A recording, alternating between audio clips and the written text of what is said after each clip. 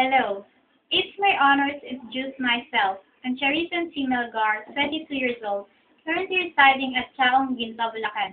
At year 2012, I graduated at Bulacan State University where I obtained a Bachelor of Secondary Education major in English.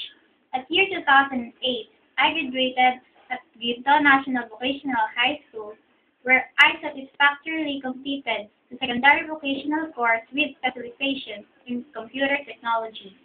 For the past 2 years, I have been working as an English teacher at Santo Niño Academy, where I successfully earned for myself the reputation of being one of the best teachers at the entire year.